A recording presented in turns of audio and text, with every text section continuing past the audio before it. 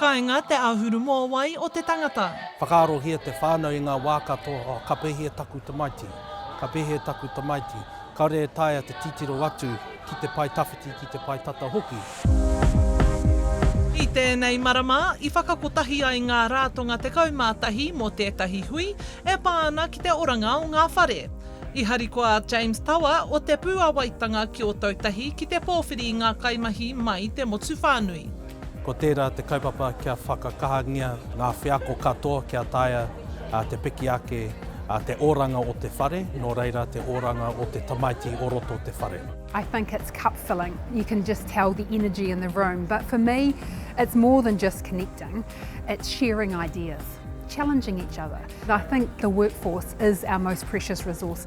I te taurua mano te kaumāono, I whakatūria te kaupapa Healthy Homes puta no I te motu, nā te nui o ngā tangata e uru atu ana ki ngā hohipera me ngā māwiwitanga e kite ana I ngā whare harahara.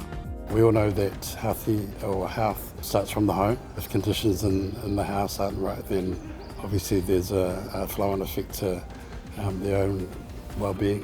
Ko ngā tare o ngā whare, ko tēnei mea, te tare o te whare, he mea aukati tēnei mō ngā whāinga mātua o te whānau. Hei tā te whatuora, e rima te kaumātahi paihēneti o ngā tūtohu, he Māori. He take nui tēnei mo Te Puawaitanga ki Ōtautahi Trust. He aha etahi atu mea, ko ngā landlords meki, kaore etahi e tautoko o te whānau ki te whakatika te whare, ko ngā ture whare. Nā ai kia Bronwyn Petrie, ko te mahitahi te mea nui. It's been an inspiring program to be part of and contribute to.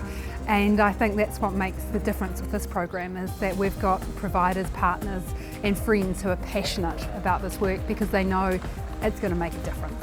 Ka huri te tirohanga mai tēnei mea uawa kia tae tātou te moemoe ā. Ko ērā etahi mea mō tēnei kaupapa kia toha te mātauranga ki ngā whānau, kia tae rātou te whānau, te urungi tēnei huarahi, ka piki ake te oranga o te whānau, te urungi te whare, kia tae tātou katoa te whānau, piki ake te hauro o te tamaiti.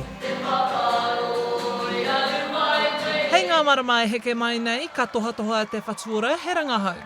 Hora Kairangi Nicholas, Tahu News.